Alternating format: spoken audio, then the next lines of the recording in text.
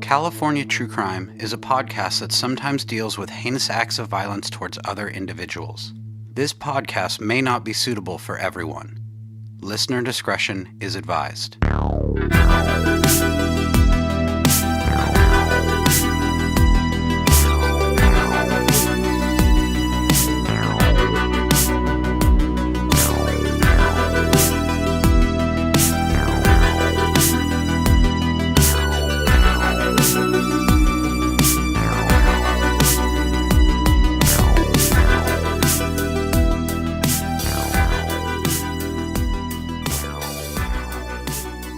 Welcome to another episode of California True Crime. We're doing the second part of our story of the life and death of Fong Little Pete Ching and the Tong Wars of San Francisco in the 1890s. With me tonight is Sean. Hi. How are you? Good. Are you ready for part two? Oh, I am, yes. Before we get started, I'll do a little recap. In our previous episode, if you haven't listened to it, we highly recommend you go and listen to it now.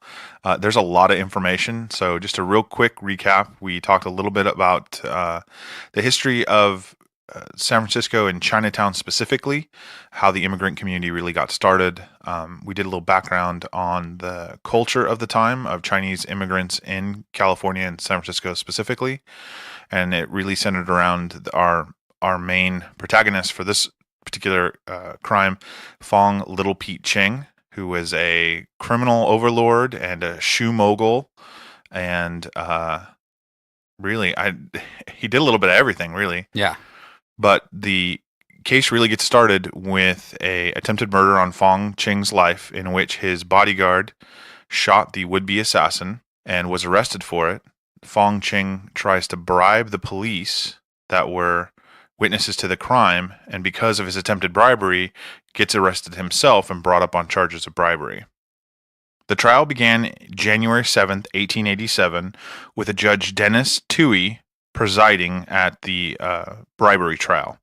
Fong Ching testifies, and this is a direct quote from the court records. Quote, "Yes, gentlemen, I paid those officers a bribe, but it was honestly done, as I asked them to take the money and only testify to the truth. The truth is all that I wanted of them, and I thought $400 would be enough for them, but it was not. They came back for more money, and when I refused their demands, they not only convicted my friend, but arrested me." Unquote. After hearing that quote, I'm just wondering, what is the point of giving them $400 if you just wanted the truth anyway? Yeah, that one, it was a tough one for me too, because on the surface, it is really, why would you pay somebody to tell the truth? Right.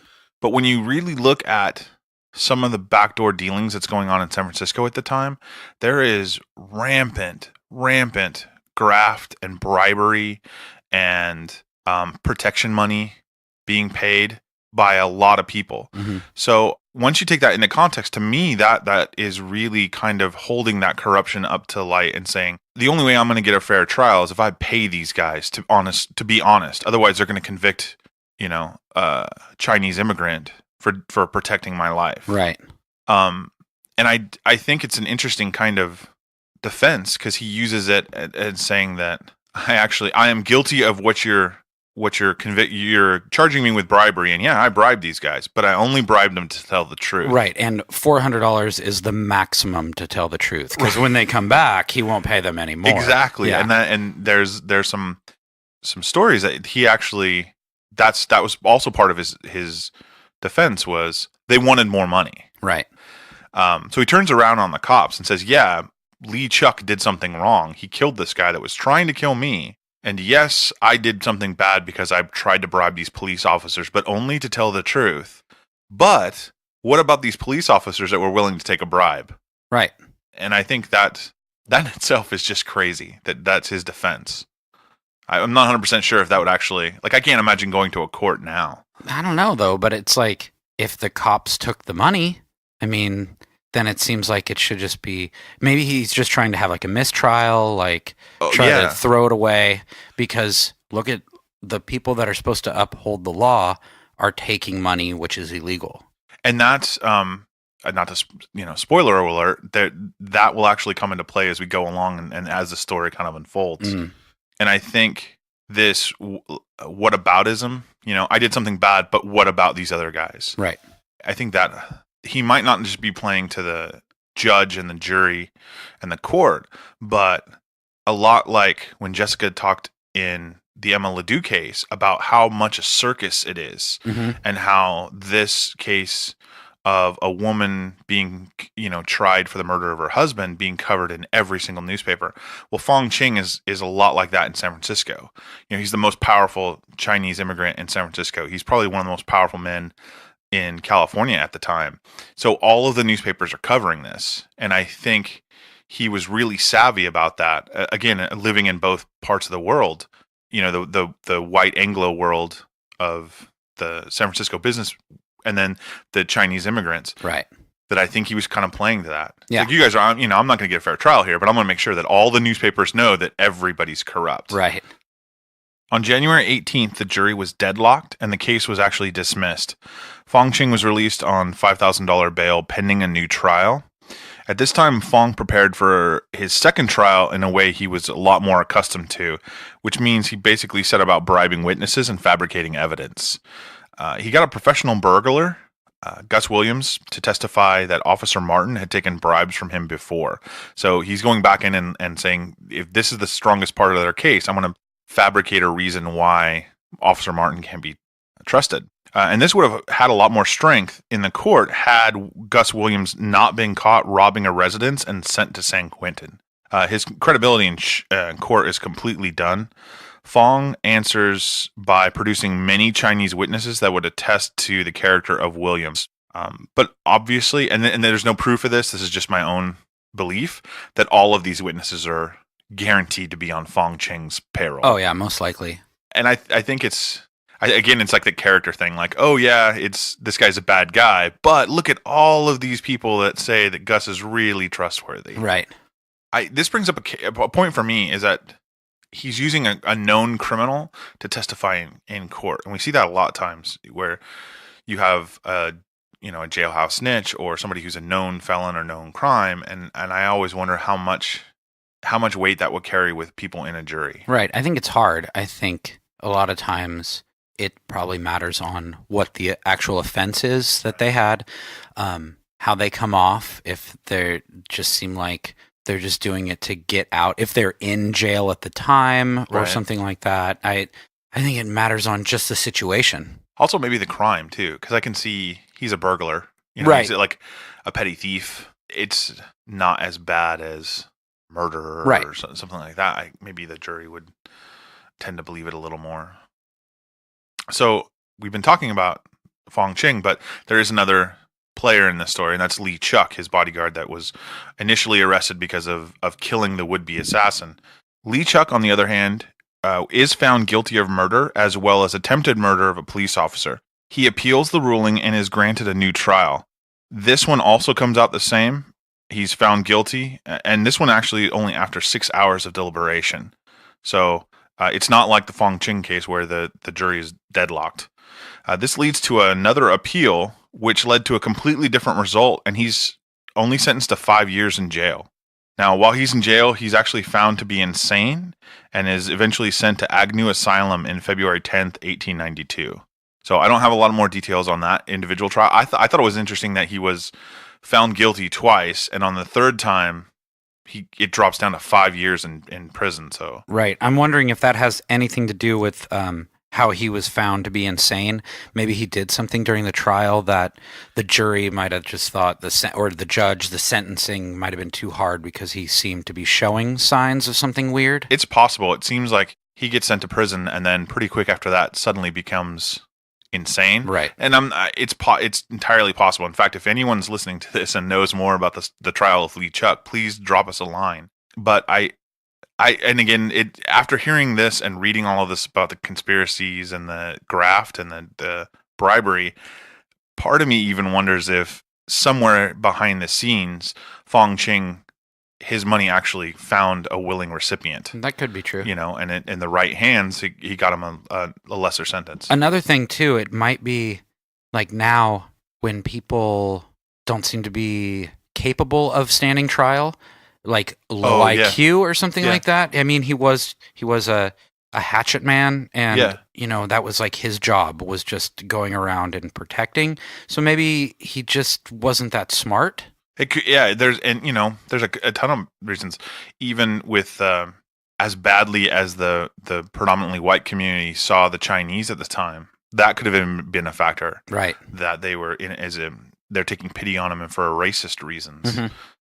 Switching back to Fong Ching's at the second trial, Fong Ching's again going to take the stand, which again I think is interesting because oftentimes we see in the news currently that when you have somebody that's convicted of a crime, they don't often put them on the trial because of fear of what they might say or what might happen. Yeah, but I think with Fong Ching, he spoke English. Right. And this might like totally persuade the jury differently because they're like, he's Chinese and speaks English. Right. Even putting him in like we talked about before, that model minority category. Oh, well, he must be one of the good Chinese, not those bad people we've been listening to in the news. And he was a celebrity, for all of his kind of evil that he did, he was still somebody that people like to read about. Right. So it also could be hubris on the point of Fong Ching. Mm-hmm. That idea that do you know who you're messing with? Right. I'm going to take my own fate in my hands, so as it were.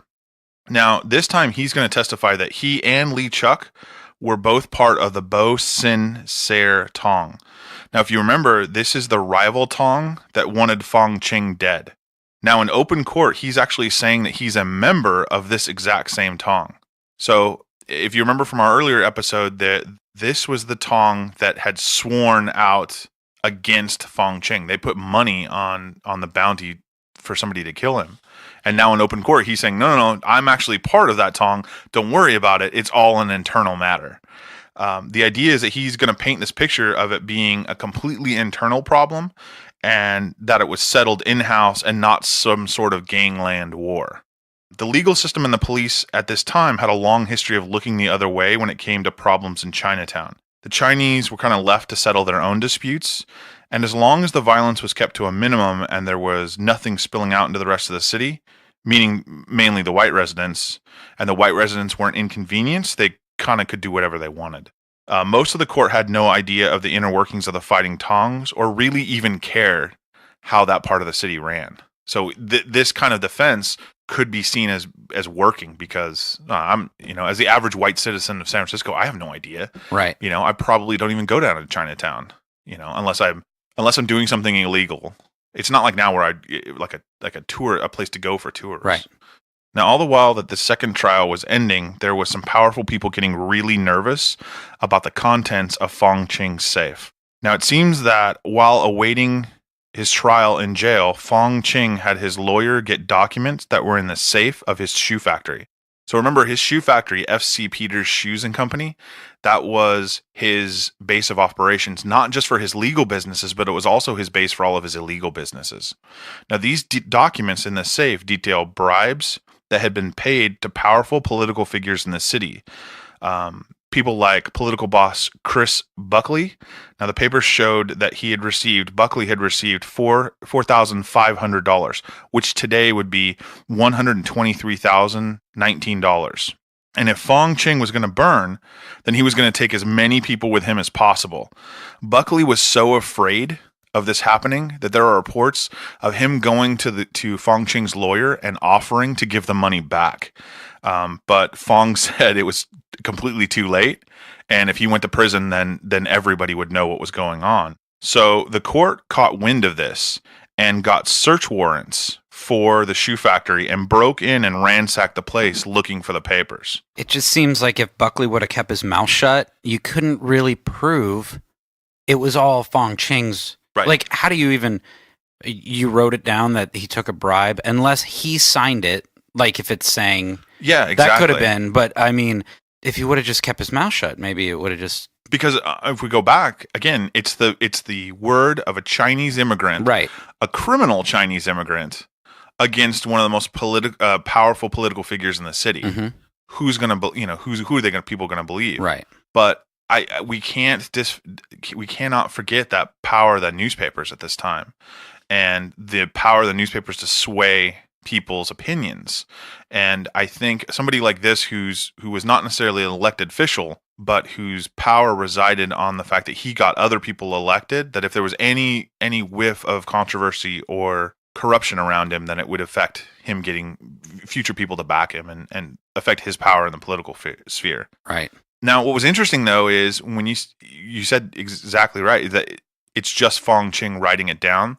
But what's crazy is his documents were so incredibly detailed that it wasn't just Buckley that was on the mark. It was judges, it was police officers. Every time money was paid out, Fong Ching kept a record of it. Mm-hmm. He also kept a record of all of his other expenditures, both legal and illegal.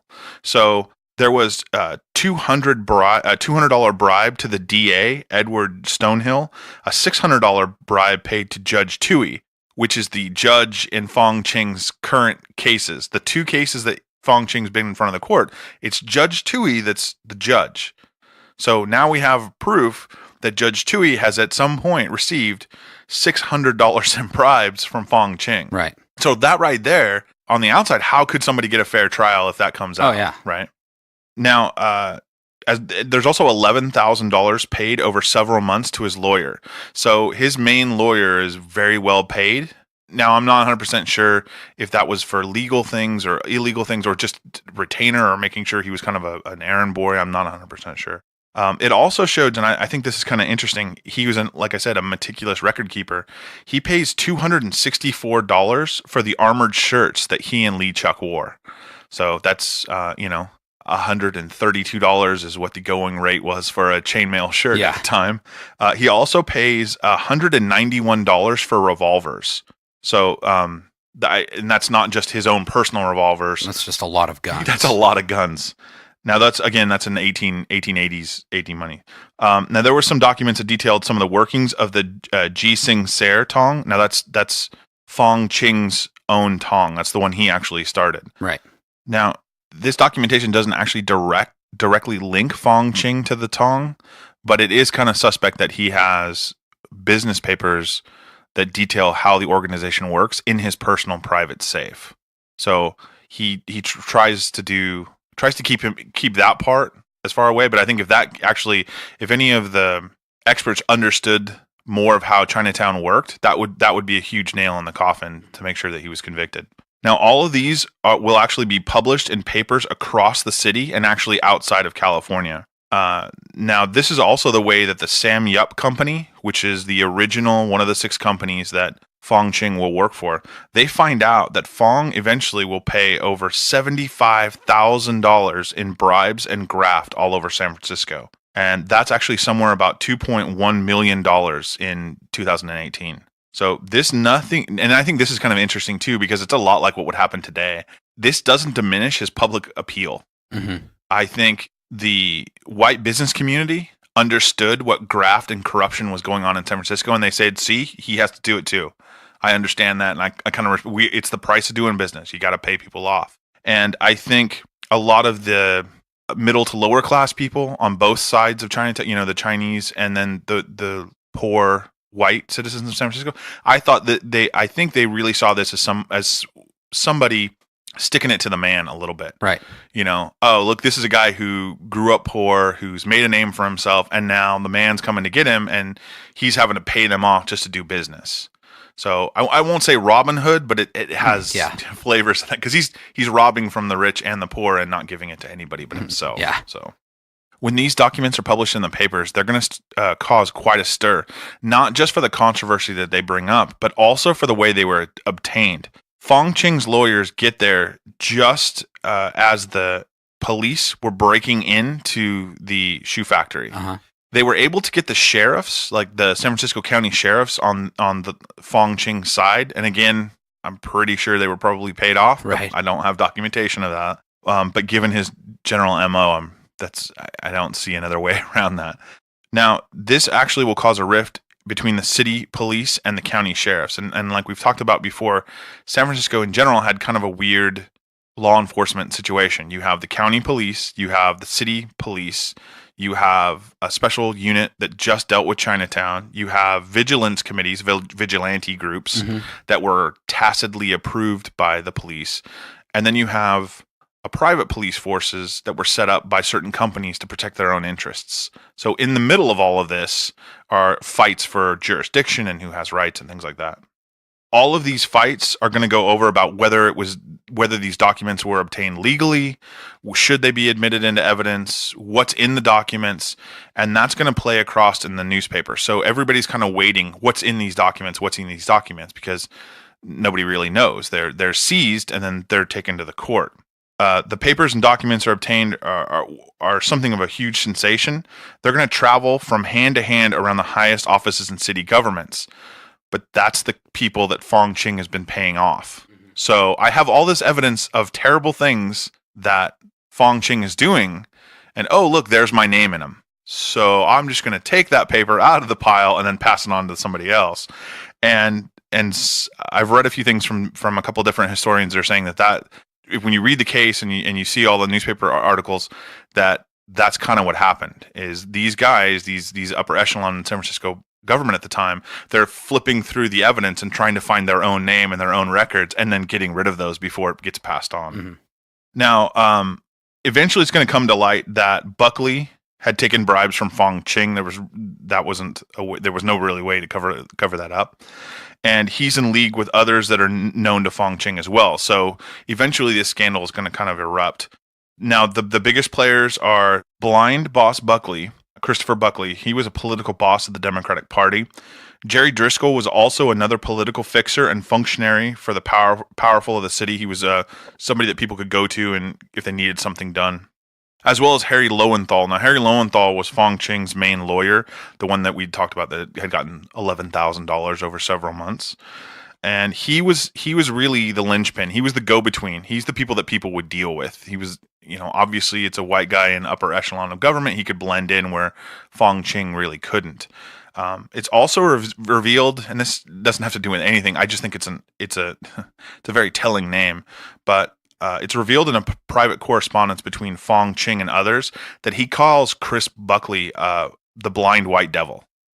So I think it's a great name. Yeah. And the reason why he's called Blind Boss Buckley or Blind White Devil is he actually is blind. Okay. So remember again, this is Fong's second trial. Mm-hmm. It was already deadlocked, mistrial. He was released on bail. Now, because of all of this political scandal and all of this questionable evidence and all of these people, including the judge in the own case, right, being a recipient of Fong Ching's bribe, this leads to a terrible deliberation. So this deliberation lasts for over 25 hours. And I double checked this. At the time, the jury didn't go home. So it's not like we're going to spend 8 hours in deliberation. Oh, it's into evening. Go ahead and go home. The judge actually made the court stay there, the jury, 25 hours straight and did not release them. At the end of 25 hours, actually, they went and told the judge there was no way they were going to be able to make a decision. The judge threatens them not to let them go. Like, you're going to have to stay until you make a decision. The foreman actually tells them there's no possible way that would be able to make the decision, and the trial ends in another deadlock. This time, though, they're closer. It's only 9 of the jurors wanted to convict, and 3 wanted to just acquit him and let him go. Fong Ching is again let out on a $5,000 bail, and so he's getting ready for his third trial. I find that really weird, how each trial they can't find a decision, and then it's like, oh, you got to pay another $5,000 until we get it together. Right. And it seems weird. Again, and I'm not there's no question about it. Fong Ching's a bad guy. Right. He's a gangster, and he does bad things. I'm just saying with the political system, the court system. Exactly. It's like no one can decide. Prosecutor couldn't come up. There's all these things that happen. All these people paid off, but you still have to pay another $5,000 while we get another trial together. Exactly. It really does call into question the legal system of San Francisco at the time. Right. And again, they have an eyewitness. It's not like he didn't do it. He actually did what he's convicted of, and he's saying it. You're right. He admits it, but they still can't convict him. Right. And I think that goes into a lot the idea of the newspapers.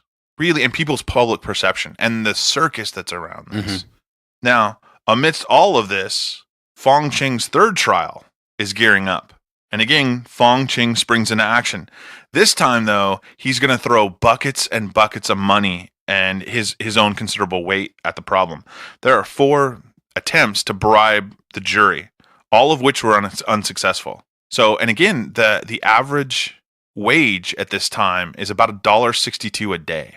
And with the amount of money that Fong Ching has, I can't even imagine what some of these people were thinking when somebody just comes in and offers them money. Right. Which I think is kind of interesting why people would turn it down.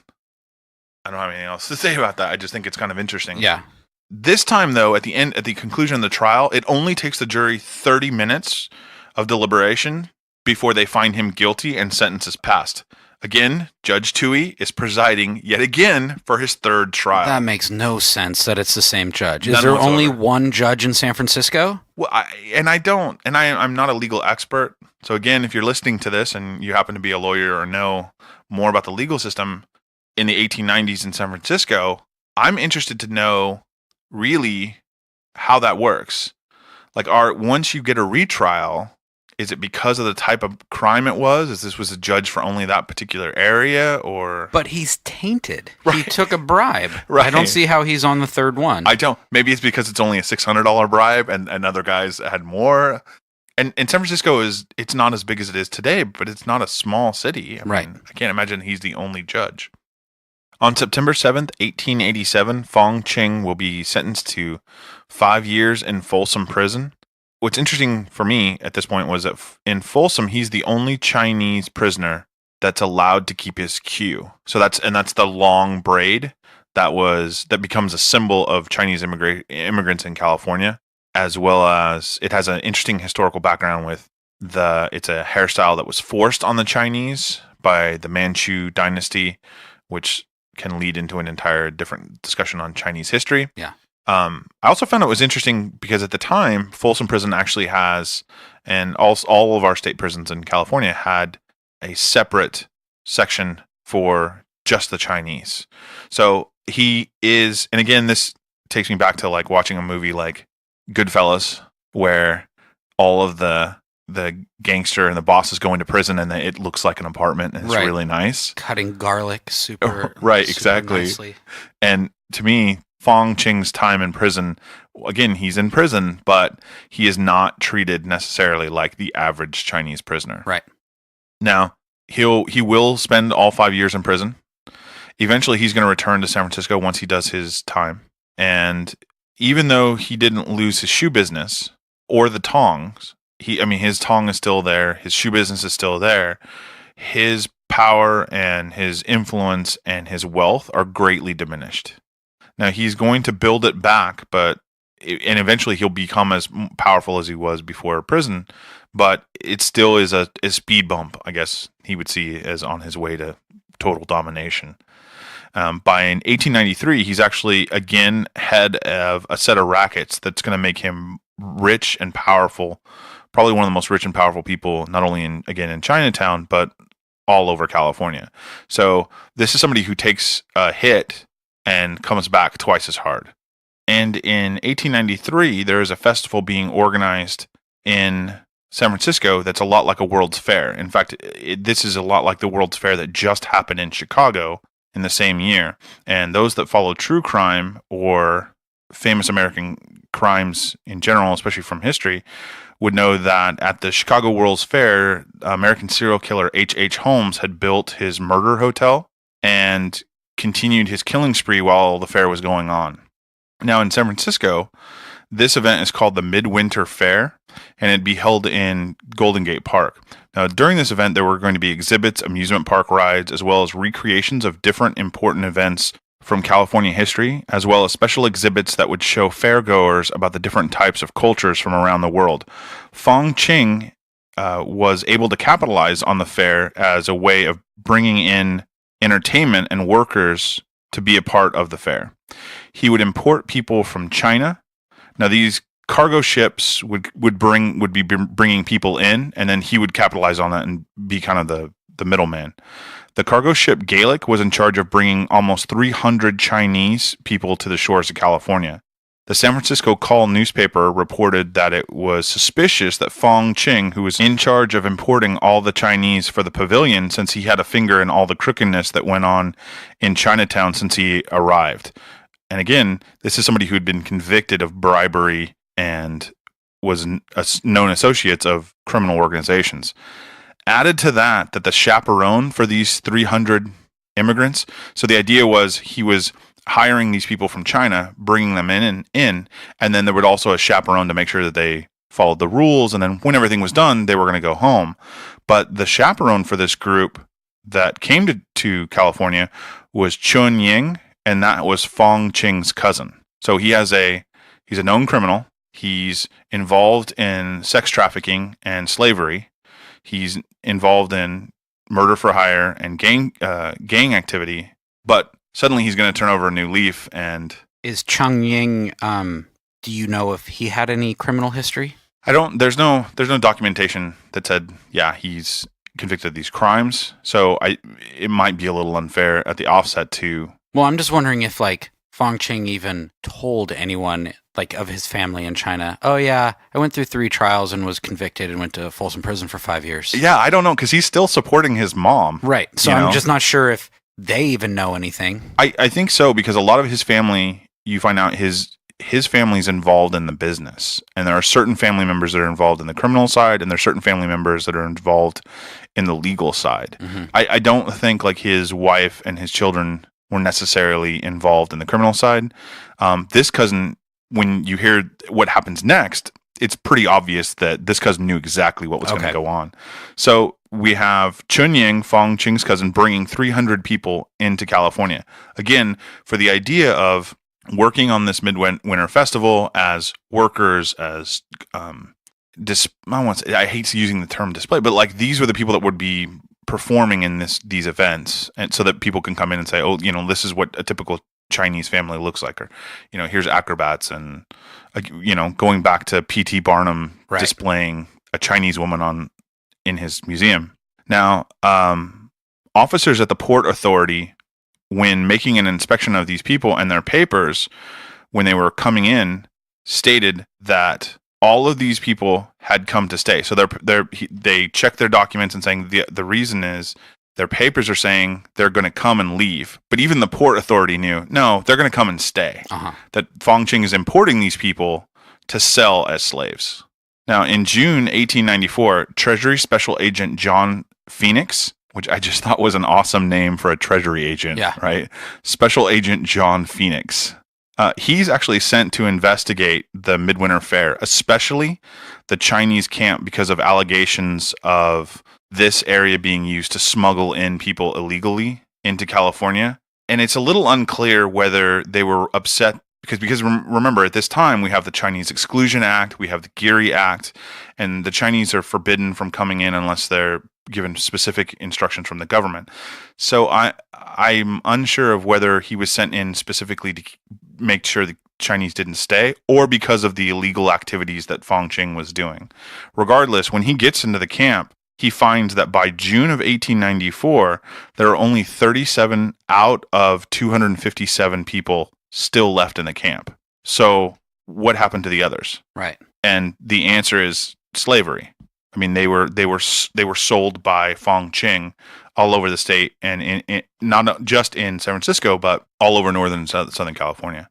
Now, this type of slavery that is not often talked about when it comes to the history of slavery in this country, and that's the slavery that's happening in other parts of the country. It's estimated that Fong Ching nets $50,000. Now, that's $50,000 in 1890s for the sale of these slaves, and that's about $1.4 million in today's money. And this would be an operation that he would run many times over for other fairs and exhibits, not only in California, but in other parts of the country. So he finds out that, say, Boston, Massachusetts is having a world, because it was at this time, the World's Fair in Chicago brought a lot of money and a lot of innovation to the city. Right. Other cities see that and want to kind of capitalize on that. Fong Ching, again, and it's just, I hate to use the term brilliant businessman for somebody as nefarious, but it was pretty smart. Yeah. I can get cheap labor. I can bring them in. We can make a go at setting these fairs up. And then when nobody's looking, I'm going to sell them as slaves. And I'm going to make money both ways. Even though California entered the United States in 1850 as a free state, meaning that by law, the slave trade was not permitted within its borders, this did not mean that the slave trade was not going on. This slave trade is one that is oftentimes overlooked. It was of young women that were sold or stolen from their homes and forced into the sex trade. These women would be sold sometimes from between $350 to $500, which again is about $9,000 to $13,000 today. In some cases, it was reported by police that at a time, a highbender could make as much as $3,000 in 1890s for the importation and sale of one single girl. And that, again, that's almost $80,000 today.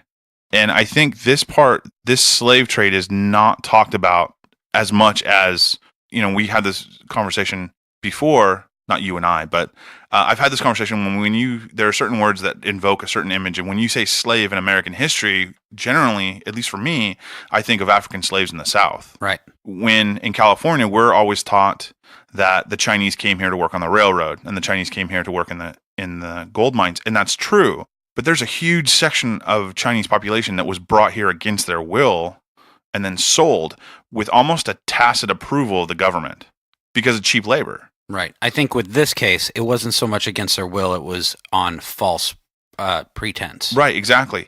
And a lot of it was men and women coming to California. And again, this slave trade predominantly is all women that were in some cases, and we'll talk about, that came here with an idea of what they were getting into. And then once they get here, everything changes. Right. And, there were women kidnapped even from California and then sold out of state into slavery.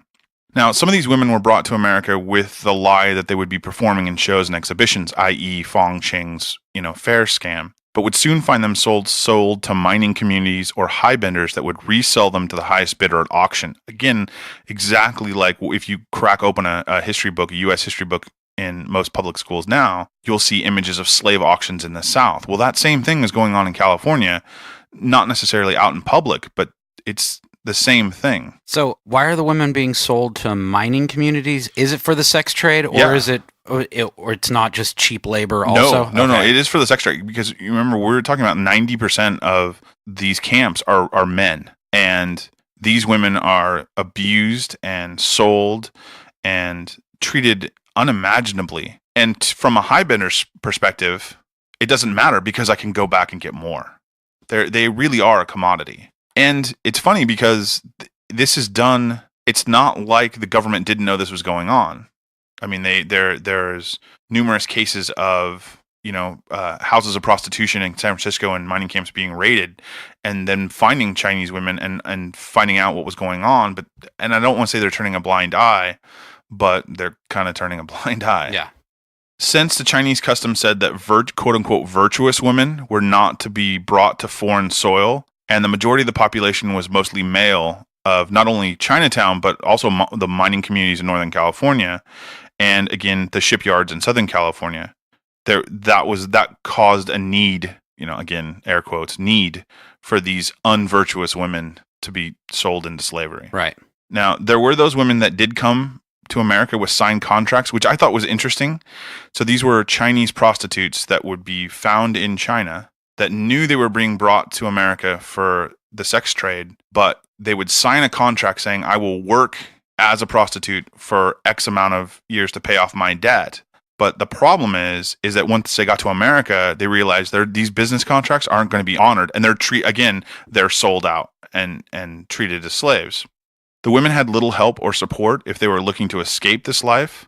There was, and I think this is interesting, on the borders of Chinatown, there's a Protestant mission. And so there were missionaries that were constantly trying to organize relief efforts.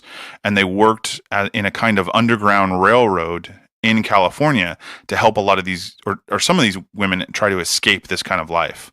The problem was that the highbenders would go to the local Tong courts and demand their property back. So they saw these women as property. I bought and paid for this woman. She's mine. She can't leave. And they would go to the Tongs as a way of getting them back. It's kind of like the Dred Scott case. Yeah, exactly. Where he crossed, but he was just considered property by the judge, so he had to go back into slavery. Right. And really the only difference is the Dred Scott case is a Supreme Court case that everyone I won't say everyone, but people paid attention to. It was in newspapers. We teach about it in history books. These kind of courts, this is all done behind the closed doors of Chinatown. So for the most part, Californians, and again, when I say Californians at this time, I'm talking about the white Californians, are kind of turning a blind eye to it because it's not affecting me. Right. Now, there's also, and it's crazy is that those tactics were worked. I can go to a court, and again, air quotes, court. This is a Tong court, so a criminal court, or a court run by criminals, argue that I want that person returned to me, and they would have to return him or pay restitution.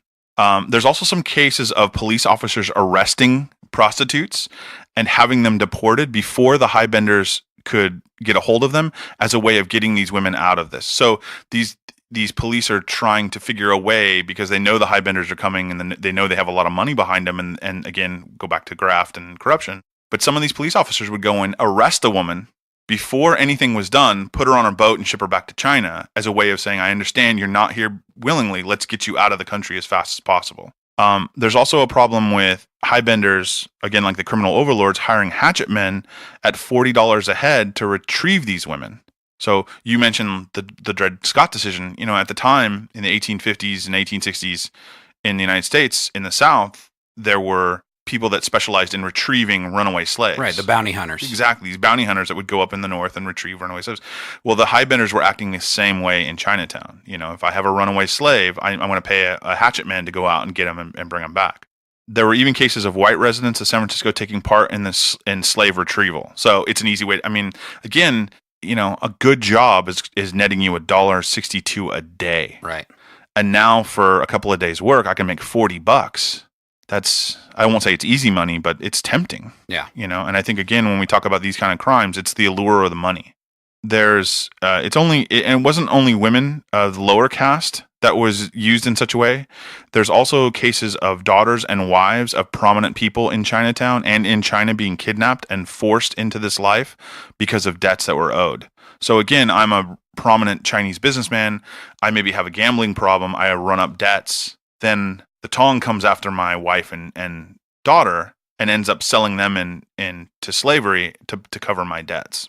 And as a member of the Sam Yup Company and leader of the Jir Sen Sir Tong, Fong Ching was in a position to make a lot of money off the sale of slaves. One of the champions of the fight against slavery in California was Donadina Cameron. She was also called Lo Mo in Chinese, which means old mother. And she's actually one of the few people that goes toe-to-toe with the hatchet men and highbenders in defense of those women that were being taken and sold as slaves. She actually will fight them in courts. She stands up publicly for these women. She's also jailed alongside these women. So when the police come and raid these houses of prostitution, she goes to prison with the women. There's even a story where the Tongs hate her so much they try to blow up the mission she works at. Oh, wow. With a stick of dynamite in her washing basket, and she ends up tossing it back outside. I highly recommend anybody listening to this to go look this woman up. She is amazing. We'll post some pictures of her and her life. It's another show that not everybody is turning a blind eye to this problem. And again, the 6 companies they're fighting against this slave trade as well. I'm not saying that they're completely innocent in this, because I think you can't have this happen with these powerful people unless they're turning a blind eye. But this is like gambling, and like the opium, the slave trade becomes a huge, huge problem in Chinatown. And really, one of the things that the other residents of San Francisco point to Chinatown and look, this is why we need to get rid of this. It will eventually be a problem up until and even past when the earthquake destroys most of San Francisco. So now, going back to Fong Ching and his role in this, Lee Chuck is in asylum, so that means Fong needs another bodyguard. So he hires a white guy named Ed Murray. Now, because of his status, again, he's Fong Little Pete Ching, and the fact that he did 5 years in Folsom, he starts another fad. So remember, he kind of started that fad of wearing chainmail. He starts a new fad now of hiring white bodyguards. And again, I think this kind of shows his criminal genius. Is the idea is that any hatchet man or highbender that comes after him is going to think twice about shooting a white guy, because that's going to bring the police. Right. Shoot all you want inside of Chinatown, but if a white resident gets shot, then people are going to pay attention. So he hires a bodyguard that's going to stay with him for quite a while, actually. And now a lot of other gangsters and other highbenders and will kind of follow suit.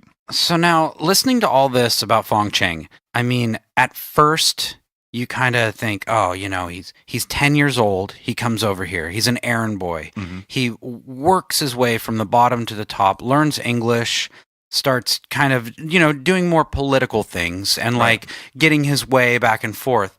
But then as we start getting into all this story, you kind of start to learn that he's a horrible, disgusting man by just bringing people from his homeland, China, and then just selling them right when they get here, and then touring around to do that to like make more money. Right. And now he gets a white bodyguard because he knows that he's using racism in a way to not so he won't die.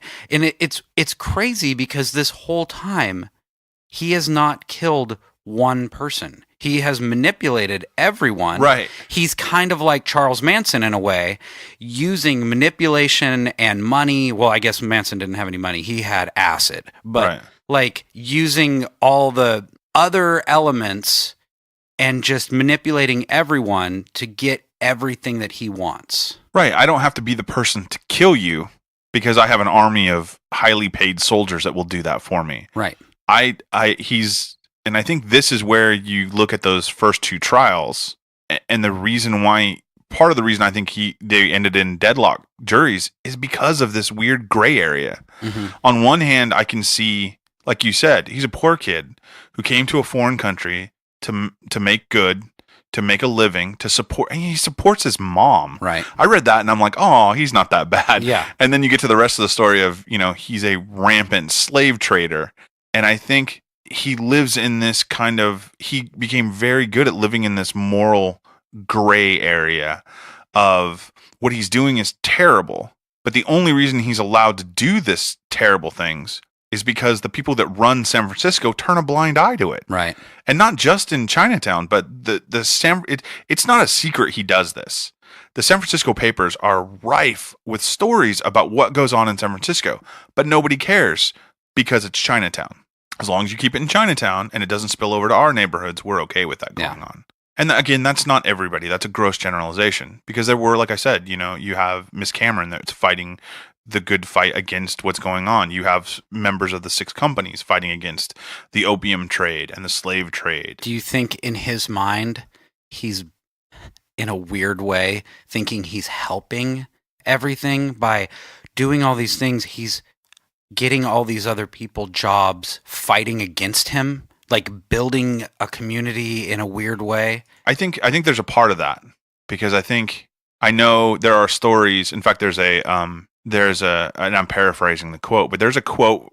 One of the ways Fong Ching makes a lot of money when he gets out of prison is he bets on horse racing. And when I say bet on horse racing, I mean he fixes horse races, and he makes millions of dollars fixing horse races. And one of the guys he uses to fix these horse races is interviewed after Fong Ching's assassination, and he states it blatantly. If you dealt with Fong Ching, you always got an even cut. So he took care of the people that were working for him or working through him, but I don't think he did it because of any altruistic feelings of I'm taking care of my Chinese brethren. I'm helping, because he's not. Right. He's profiting himself. Yeah, he's not helping at all. No, and he's destroying the community. Because again, remember, we talk a lot about the criminal element in Chinatown in the 1880s and 1890s, but what we're not talking about is the huge amount of people that are still in Chinatown that are victims of this. Mm-hmm. The shopkeepers that are paying protection money, the addicts that are getting hooked on opium in the opium dens, we've talked about this, the women that are used in the sex trade and trafficked like slaves. So even the poor community, people that can't get out, that don't speak English, that, like we said earlier, here's a guy who comes into San Francisco, and like you said, he works up, he learns English, he gets a pretty good job working for the company, he's a go-between, he builds a shoe company, but what does he do when he gets power? he takes more and more and more, and he just can't stop. Right. And I really think it's really kind of amoral. What's good, like we said earlier, what's good for Fong Ching is what's good. Mm-hmm. And anything else that either stands in his way or goes against what he wants, that's what's bad, and that's what he has to destroy. Yeah. So I think we're going to stop here for this episode. This is a lot of information and a lot of background, and we'll finish it up. We'll come back and we'll actually start really talking about the downfall and the events leading right up to him being assassinated and the ramifications of what happens when he's assassinated. So I'd like to thank you for listening to part 2 of the life and death of Fong Little Pete Ching and the Tong Wars of San Francisco in the 1880s and 90s. Thank you, Sean, for listening and being with me again. Thank you. And we'd also like to thank Melanie Duncan, our quality control engineer. You've been listening to California True Crime. Remember, you can visit us at our website at californiatruecrime.com. You can visit us also on your favorite social media platforms. We tweet at Cali True Crime. We're also on Instagram and Facebook. If you are interested in asking questions or dropping us a line, please do so at calitruecrime@gmail.com. Thank you again for listening, and this has been recorded and engineered at Chateau Walnut Studios.